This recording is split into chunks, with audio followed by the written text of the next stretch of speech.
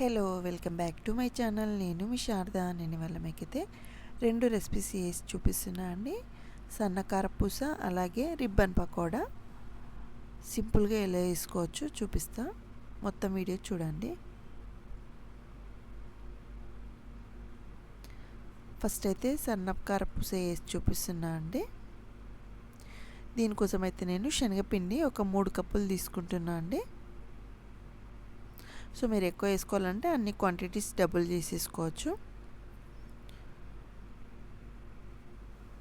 పిండి కంపల్సరీ జల్లించుకోవాలి.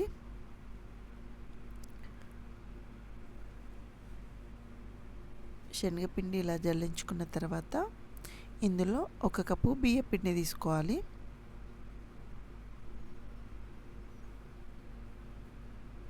తీసేసుకొని దీన్ని కూడా జల్లించుకోవాలి. ఇదంతా కలిసేలా ఒకసారి కలుపుకోవాలి. బియ్య పిండి ఉన్న శనగపిండి.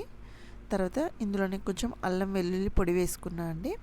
కొంచెం పసుపు, టేస్ట్కి తగ్గట్టు కారం, కొంచెం సాల్ట్, వాము ఉంటుంది కదా, వాముని అవసరమైతే పౌడర్ లాగా వేసుకోండి, లేకపోతే ఇలా చేతితోటి కొంచెం క్రష్ చేసినట్టు వేసి వేసుకోవాలి.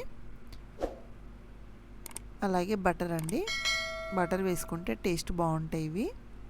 ఒకవేళ బటర్ లేదనుకోండి కొంచెం ఆయిల్ వేడి చేసేసి వేసేసుకోండి. బటర్ అంతా కలిసేలాగా మంచిగా కలుపుకోవాలి.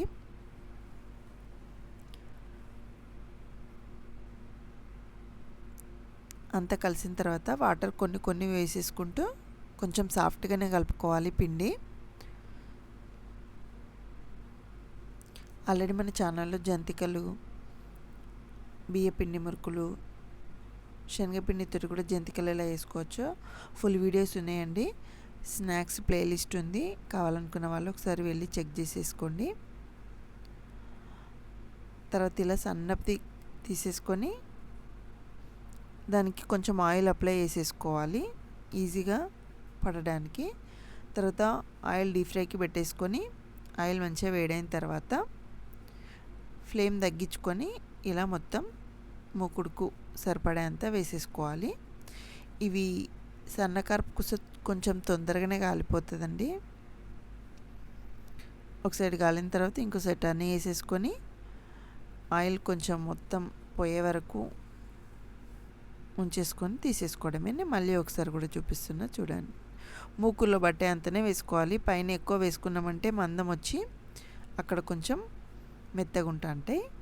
సో అందుకోసం స్ప్రెడ్ అయ్యేంత మందమే వేసేసుకొని 2 సైడ్స్ కాల్చేసుకొని ఆయిల్ మొత్తం పోయే వరకు ఉంచేసుకొని పైన కావాలంటే కొంచెం కరివేపాకు ఫ్రై చేసేసి వేసేసుకోండి, బాగుంటుంది.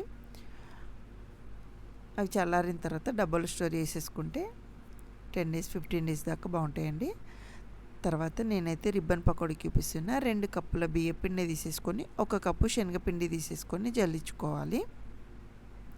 ఇందులో కూడా వాము వేసుకోండి, టేస్ట్ బాగుంటుంది. వాము డైజెషన్కి బాగుంటుంది, అందుకోసం వేసేసుకోవడము. టేస్ట్కి సరిపడా కారం, జీలకర్ర పొడి కూడా వేసుకోండి ఇందులో కొంచెం పసుపు. ఇందులో కూడా నచ్చితే బటర్ వేసుకోవచ్చండి, లేదంటే ఆయిల్ కూడా వేసుకోవచ్చు. నేనైతే ఇప్పుడు ప్రజెంట్ ప్లెయిన్గానే వేస్తున్నా. వాటర్ కొంచెం కొంచెం వేసుకుంటూ కలుపుకోవాలి. కొంచెం సాఫ్ట్గానే కలుపుకోవాలి. ఇది కూడా ఇలా కలుపుకొని జంతికల గొట్టం తీసేసుకొని అందులోకి ఇలా ఈ బిళ్ళ తీసేసుకొని ఆయిల్ అప్లై చేసేసుకోవాలి. కొంచెం సరిపడా పిండి తీసేసుకొని ఆయిల్ డీప్ ఫ్రైకి పెట్టేసుకొని ప్రెస్ చేసేసుకోవడమే. నేనైతే డైరెక్ట్ మూకుల్లోనే వేసేసుకుంటున్నాండి, నాకు ఇదే ఈజీగా అనిపిస్తుంది. లేదంటే ఏదన్నా ప్లేట్ పైన అనుకొనేసి వేసుకోవాలి. ఈ రిబ్బన్ పకోడీకి అయితే డైరెక్ట్ మూకుడులో వేసుకోవడమే బెటర్ అండి. దీన్ని కూడా ఒక సైడ్ కాలిన తర్వాత ఇంకో సైడ్ టర్న్ వేసేసుకొని తీసేసుకోవడమే. ఇవి కూడా అంతే అండి, బాగా ఎక్కువ వేసుకోవద్దు. మూకుడు స్థలాన్ని బట్టి కొంచెం వేసేసుకోవాలి. ఇలాగే మిగిలిన పిండి మొత్తం చేసేసుకోవాలి.